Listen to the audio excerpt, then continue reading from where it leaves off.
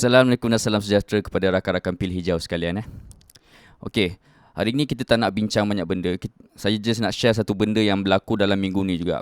So, selepas saya buat video tentang Islam, Iman dan Ihsan versus New Age Religion tu, tiba-tiba Allah nak tunjukkan something yang berkenaan dengan topik tu, yang menunjukkan apa yang saya cakap tu ada dia punya kebenaran dia.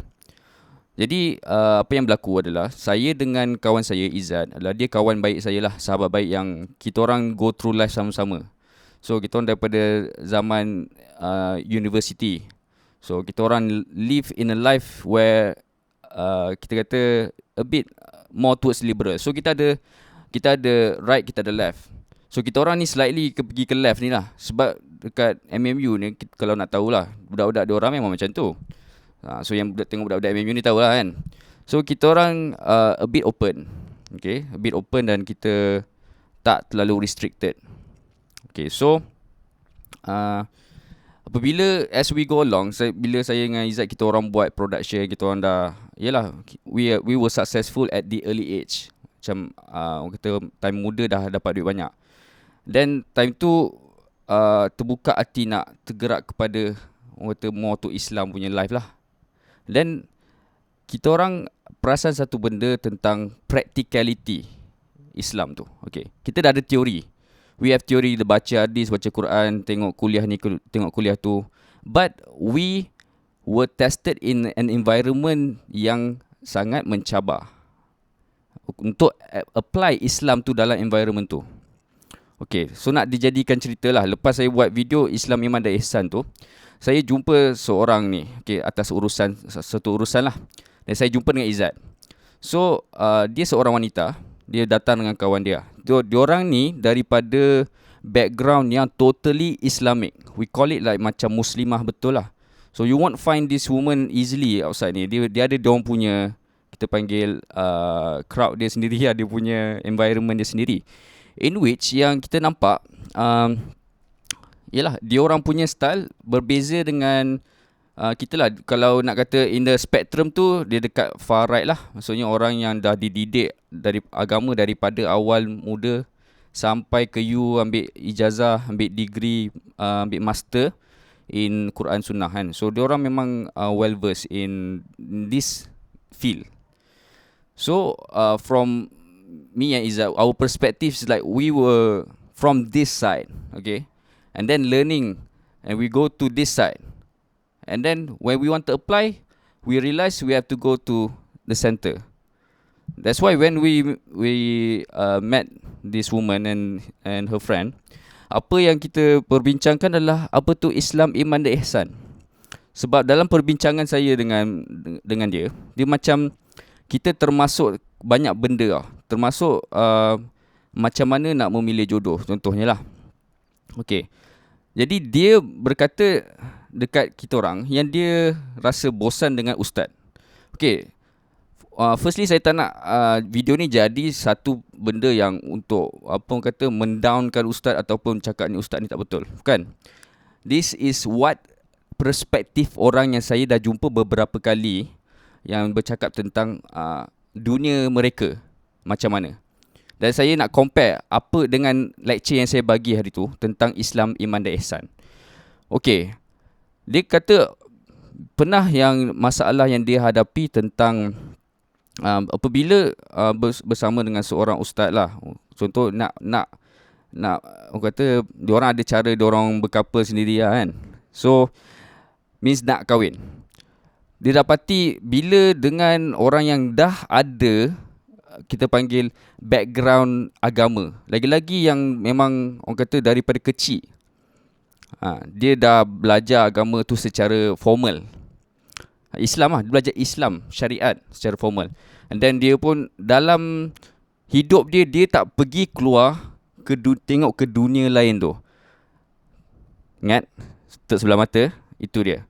Jadi bila contoh kan, this woman kan, dia making a mistake lah, slight mistake tentang contohlah solat.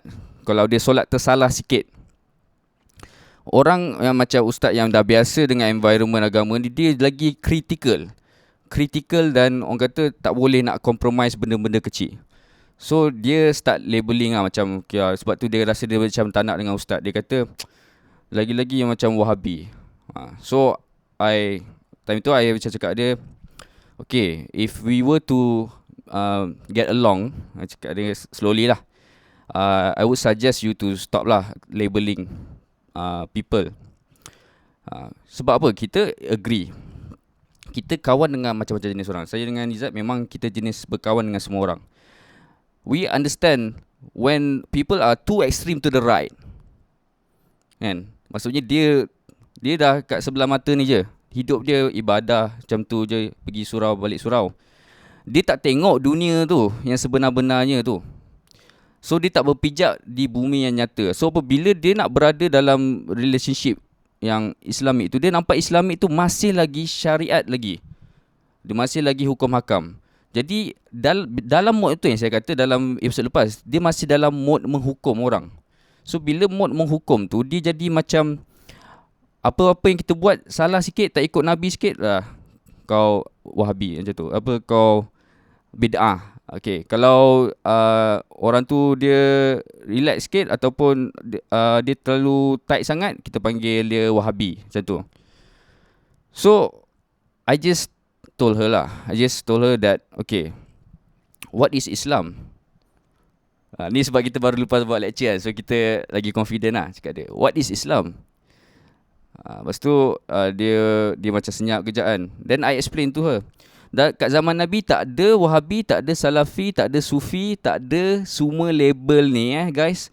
Ingat So even ustaz-ustaz yang tengok ni, jangan marah saya saya cakap benda yang benar. Zaman Nabi tak ada Wahabi, tak ada Salafi, tak ada Sufi, tak ada aliran-aliran, even ASWJ pun tak ada Ahlus Sunnah wal Jamaah tak ada. Yang ada Rasulullah kata Islam, iman, ihsan.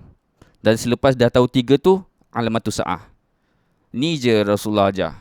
Jadi saya nak cakap, masa kita orang kat situ, kita orang tak backup mana-mana pihak. Okay? Kita tak backup perempuan tu, kita tak juga backup yang dia kata ustaz yang kata strict sangat tu. We just said that Islam ada 3 tu je. Kat mana kita sekarang? If kita stuck kat Islam, kita still nampak benda tu as hukum hakam lagi. Tapi macam ni, saya cakap kat dia, saya ni daripada dunia sini, dan saya pergi ke dunia sini, dan saya pergi ke dunia sini, tengah. Okay, apa yang saya nampak kat sini, dekat sini tak ada siapa kisah pasal agama. Tak ada siapa kisah agama. Tak ada siapa tanya kau dah solat ke belum. Tak ada siapa. Ya mungkin ada kawan-kawan yang solat sikit tu, memang dia ajak solat lah. Tapi bila kawan tak solat, kau tak kisah. Tak ada siapa marah. Dia kata itu basic tu. Solat 5 waktu tu adalah basic sebagai seorang Muslim. Betul tak? Lepas tu bila saya pergi ke arah sini, saya dah start mendekatkan diri dengan agama. So kita dah start mode ibadah tu. Yang korang selalu nampak orang pergi balik surau masjid tu kan, itu ibadah lagi. So ibadah khusus lah, yang kita panggil ibadah yang dianjurkan ataupun yang wajib lah.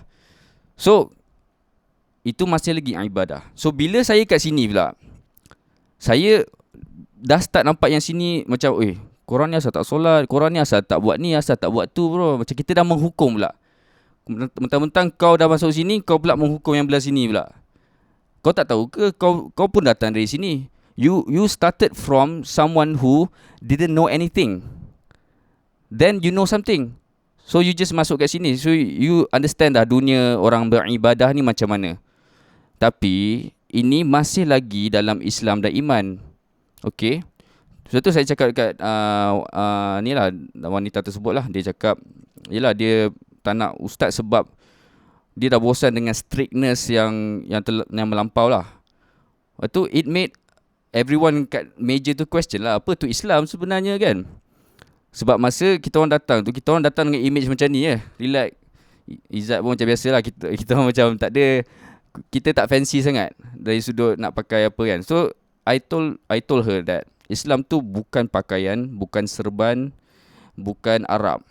I told her because Islam it didn't come the first time with Muhammad sallallahu alaihi wasallam. Dia datang sebelum Muhammad lagi. So nak kata apa?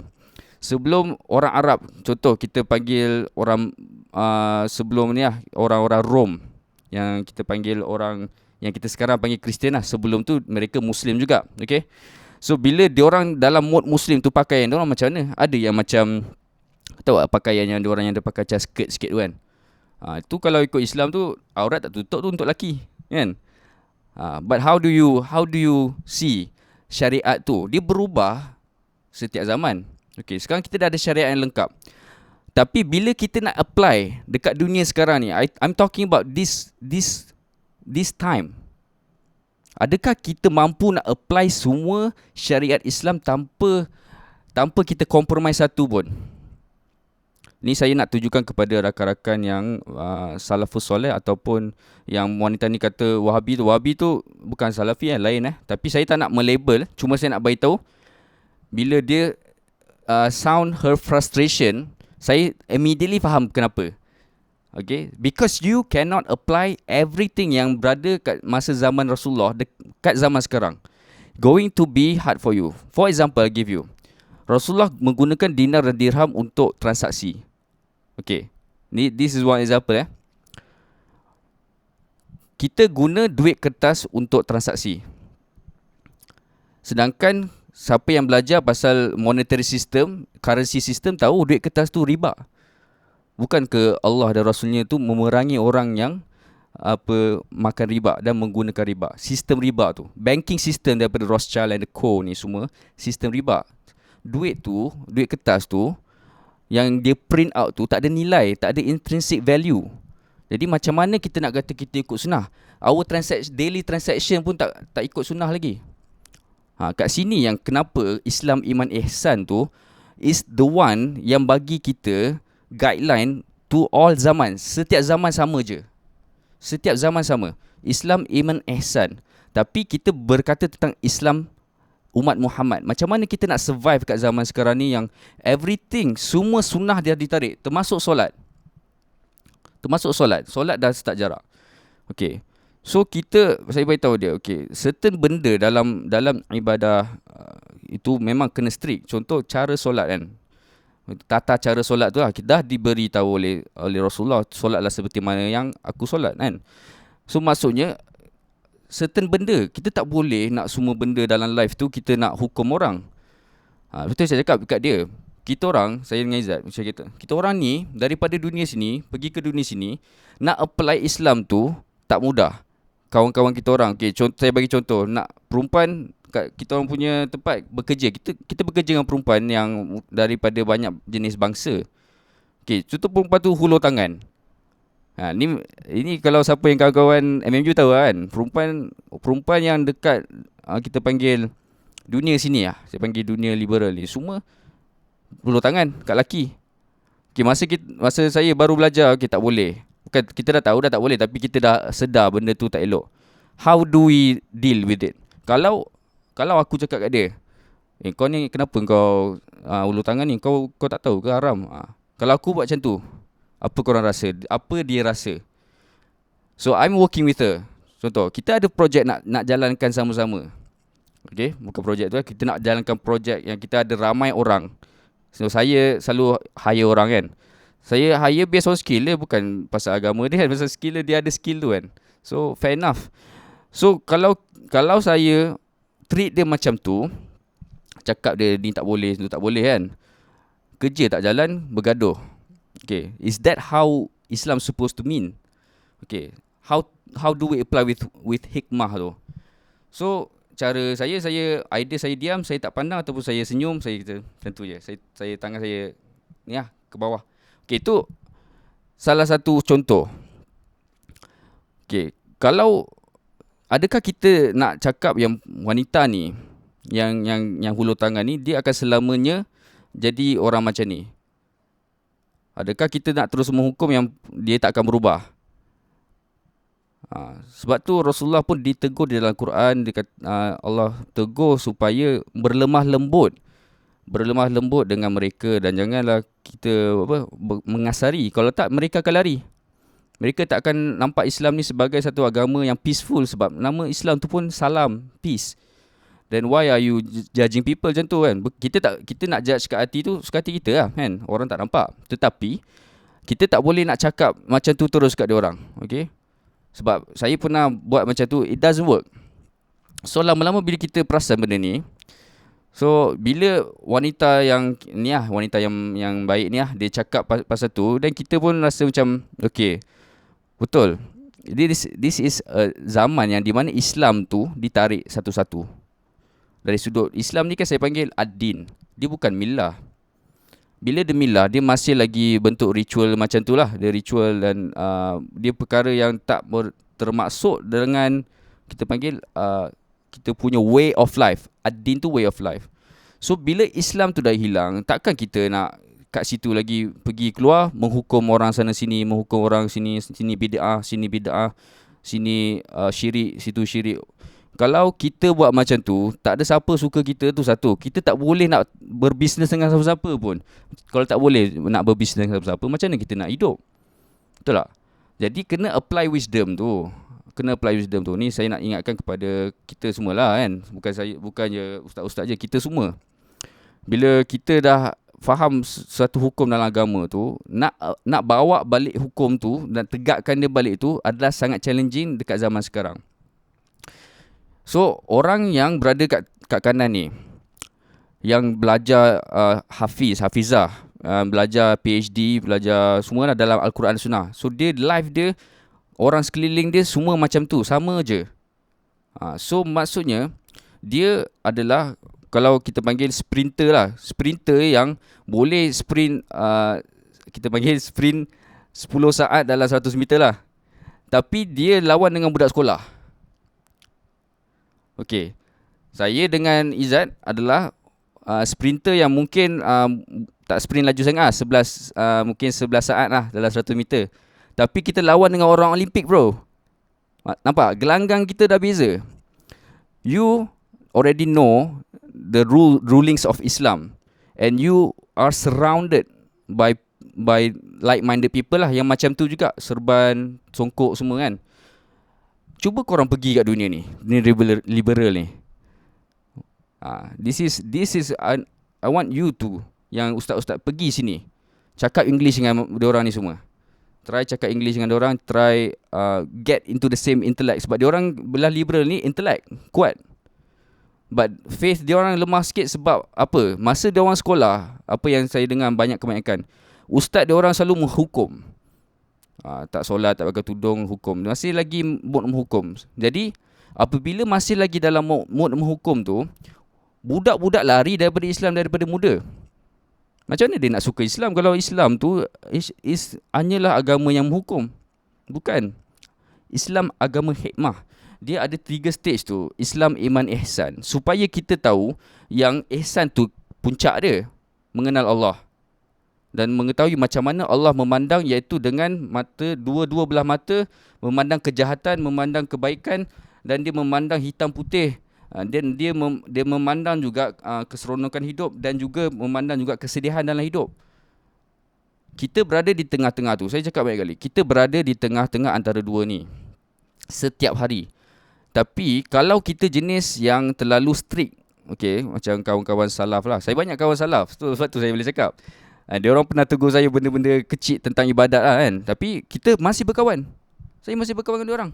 Boleh buat bisnes lagi.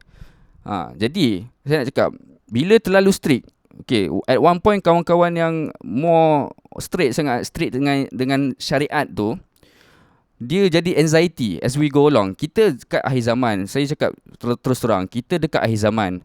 Islam tu makin lama syariat dia makin ditarik. Kalau if you only start dekat first level, iaitu Islam lagi, you will be anxious. Kau tak boleh hidup. Korang tak boleh hidup bro. Korang tak boleh hidup. Sebab when Islam tu ditarik banyak sangat, and korang tak ada rasa macam tak ada kawan dah.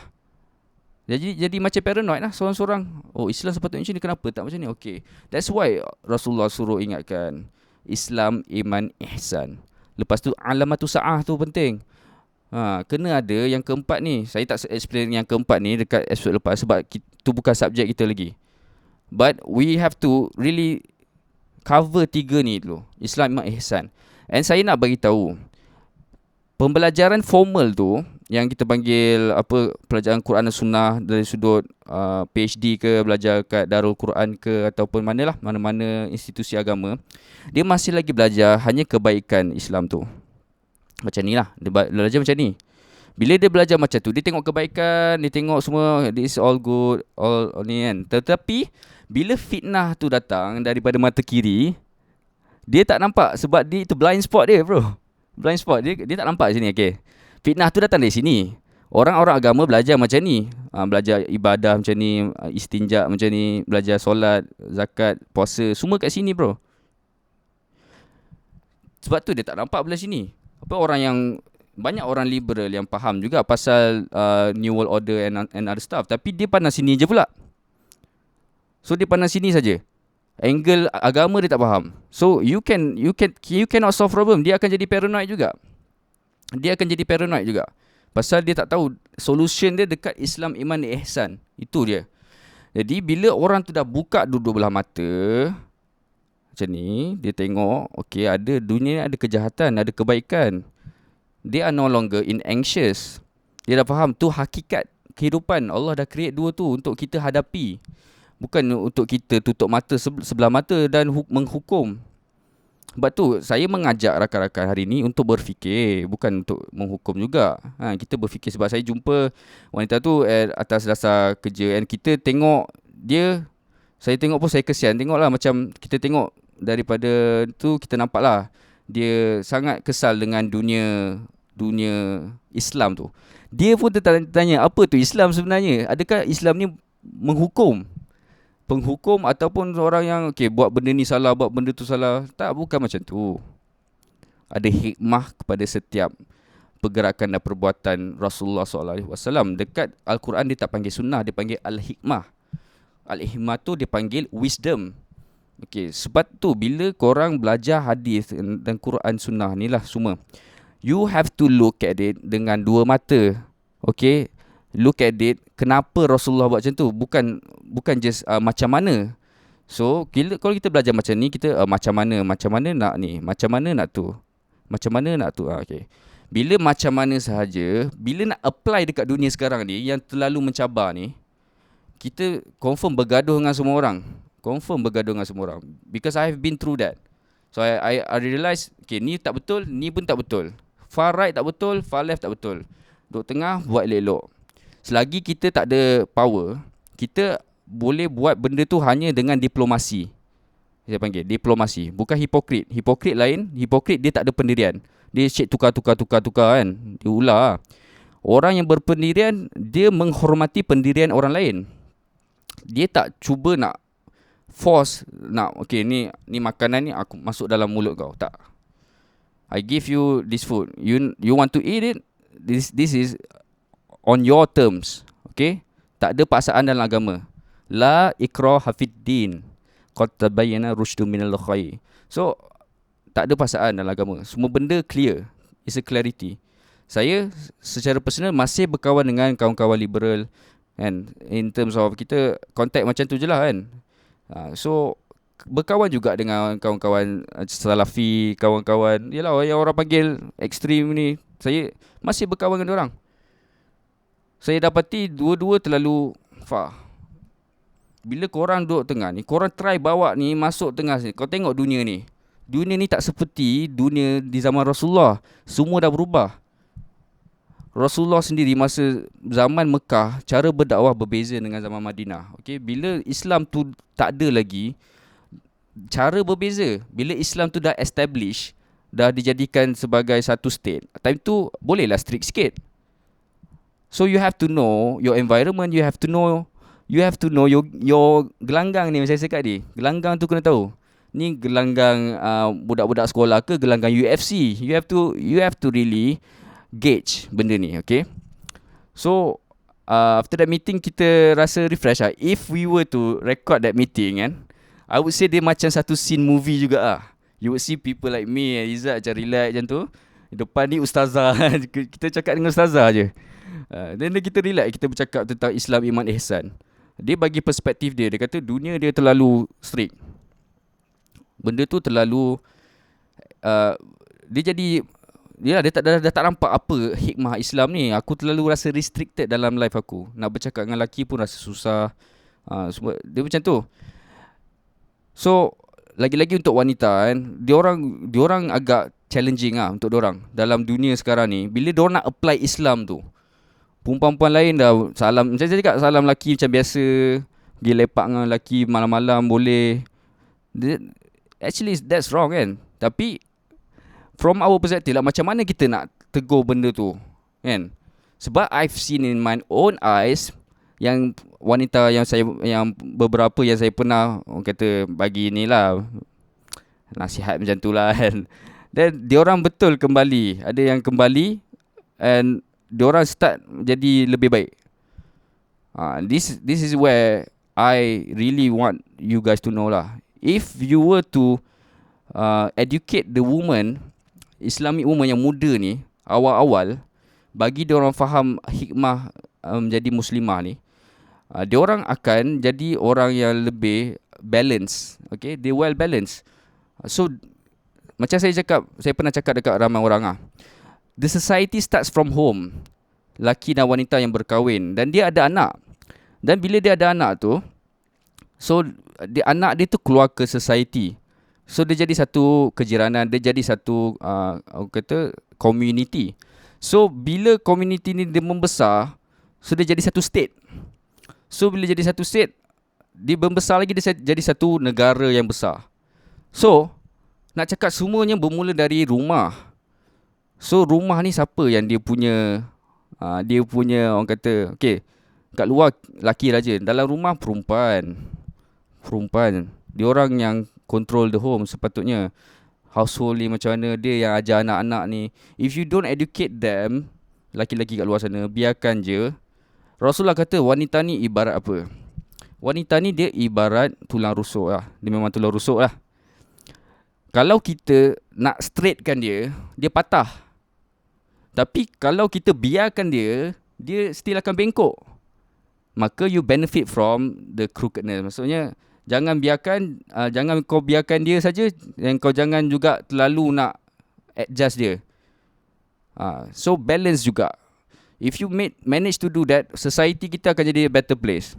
Okay, so tak adalah situasi yang macam kita orang semalam. Tapi it's a good conversation in order for me and Izzat and all of kawan-kawan yang selalu tengok Pil Hijau tu, untuk understand betul tak apa yang saya cakap tu. Betul tak Islam kita ni sekarang ni terlalu fokus kepada zikir, solat dan ibadah khusus. Jadi apabila ibadah tu sendiri diubah, contoh solat dah jadi jarak, dah setengah orang tak boleh masuk, ada limit nak masuk masjid, orang dah start tanya, macam mana aku nak apply Islam tu kat dunia sekarang? Aku nak solat Jumaat pun tak boleh, dah setahun tak solat. So dari situ kaji balik ihsan tu apa, guys. Kalau korang jenis yang tahajud 11 rakaat setiap hari, korang akan perasan bila lagi korang banyak buat ibadah tu, korang lagi rasa sombong sikit. Korang rasa korang lebih baik daripada orang lain. So sama dengan ustaz-ustaz PhD. Bila korang dah ilmu dah lagi tinggi, korang dah kat PhD ni, korang dah rasa macam orang yang tak ada ilmu dalam agama ni macam low daripada korang. Tu sombong, that's a trap. Islam ni sebenarnya simple je. Islam, iman, ihsan, 3 tu je. Yang lain-lain syariat-syariat tu adalah hanyalah untuk kita manage our life. Tapi bila life kita dah berubah jadi more liberal, kita punya government pun secular, dah tukar sana sini kan, you won't find any Islam lagi ad-din tu. That's why we need we need someone yang akan kita tak nak cakap pasal tu akan kembalikan Islam, ad-din tu. So not now. So now if you still extreme, korang tak akan dapat bawa orang masuk Islam. I challenge you. If you can do that, then good for you. But it's not going to be easy. Lagi-lagi mu'alaf. Dia daripada dunia ni tak tahu Islam. Kau nak bawa masuk terus ke Islam tabligh? No bro, cannot happen. Ajar dia dunia kau ni macam mana nak balance kan kat tengah ni. Alright.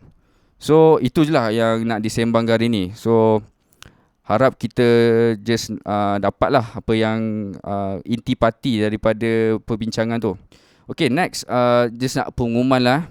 Okay, memandangkan konten saya selalu, yelah, a few times bila saya buat konten, ada yang kena ban, ada yang bila saya nak try boost pun tak boleh. Sebab apa? Google kata sensitive content. Dia macam tak suka lah bila kita cakap pasal benda-benda yang membuka mata ni lah. So saya perasan orang lain cakap benda yang lebih kurang sama, tapi tak kena ban. Itu tak apalah. So mungkin dia nampak konten, yalah, seperti orang pernah cakap, if it is banned, that means that we are speaking something that they don't want other people to hear. So maksudnya it's a good sign. Tapi sebab tu saya ready beberapa platform untuk upload. So dalam YouTube ni saya gunakan untuk konten-konten yang santai lagi lah, macam ni kan. Tapi bila konten yang serius, yang melibatkan banyak, orang kata membuka dua belah mata ni, confirm akan kena ban. Saya akan masuk either ke BitChute ataupun Odyssey. Tapi apa yang saya nak rakan-rakan buat adalah untuk subscribe ke website kita orang. Ni kawan saya Dustin. Dustin ni pun dia daripada industri sama lah. Dia website ni, dia nama website tu www.pilhijau.com. So pergi kat website ni, lepas tu subscribe. Subscribe dengan nama, subscribe email lah, and then korang akan dapat update lah setiap kali video baru sampai. Kenapa saya buat macam ni? Macam saya cakap tadi, kalau saya upload dekat YouTube serta video yang kena ban, lepas tu tak boleh upload balik, saya kena upload kat BitChute. So korang akan pelik, mana pergi video tadi? So saya nak kata video tu semestinya akan sampai ke website lah. So pergi ke website terus lah, subscribe ke website. So korang akan dapat kita panggil update lah. Lagi satu, tolonglah sebarkan video-video Pilih Hijau lah. Macam saya kata, saya tak nak famous pun. Kalau esok saya nak delete channel Pilih Hijau ni, tak ada masalah. Saya tak ada masalah. Saya tak ada pentingkan publicity ke apa. But I feel that this is my own, yelah, gerak hati nak buat benda ni atas dasar saya faham that something big is going to happen. Tu je. So this is my effort to make other people wake up. Pasal saya cakap kat korang, saya daripada umur 16-17 dah faham benda ni.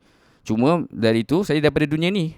Tapi bila saya pergi ke dunia Islam, saya nampak dia pun ada benda ni. Bila saya pergi kat tengah, baru nampak semua. Baru clear mata ni. Macam hijab tu dah terbuka. So saya nak bawa korang semua. Okay, dalam Matrix kita ada apa? Kita ada blue pill, kita ada red pill. Okay, the blue pill is when you just take it and you sleep. You take the blue pill, the story ends.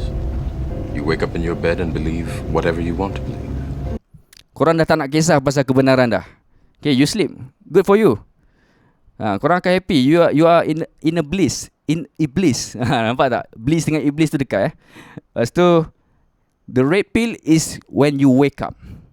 You take the red pill. You stay in Wonderland. And I show you how deep the rabbit hole goes. But when you wake up in this left side, you are going to be paranoid. Because apa? Tak ada Islam. So kau paranoid, kau akan takut dengan musuh.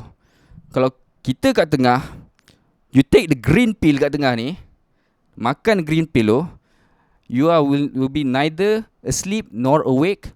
You will be neither paranoid or you're neither in a bliss. Okay? So kita relax saja dekat tengah ni. Sebab kita faham dunia ni akan bergerak seperti siang dan malam. Okay? Pergerakan tu sentiasa berlaku. Dan kita bersedia saja. Okay? Okay, mungkin tu aja pengumuman untuk minggu ni. Okay, next week saya akan sambung pasal topik.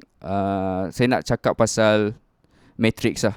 Tapi bukan Matrix Resurrection tu. Saya nak cakap pasal Matrix. Macam mana media create the Matrix tu. Nanti saya akan explain macam mana dia boleh create orang yang macam saya kata, yang macam serban semua ni, versus dengan orang yang liberal. Korang akan nampak dalam episod tu how deep the rabbit hole goes lah. And I show you how deep the rabbit hole goes. Okay, tapi tak apa, itu kita akan bincangkan on the next episode. So last kali saya nak cakap, the first one yang support channel ni adalah kawan saya, nama dia Hezrain, the Fino, kita panggil dia Fino. dia support lighting. Kalau dia tak support lighting ni, saya tak dapat buat channel ni lah. So kita saja nak bagi dia upkan sikit nama dia lah. Lagi satu kawan saya Izzat. Okay, kita orang buat bisnes sama, dapat beli kamera mahal ni. And kita orang ada ni equipment ni semua daripada our previous business lah. So dulu ni zaman liberal kita orang punya. So nak kata kat korang, even though you were in that, kita panggil world, doesn't mean that in the future those things that you bought tu will not benefit the deen. Tak boleh benefit Islam langsung. Boleh.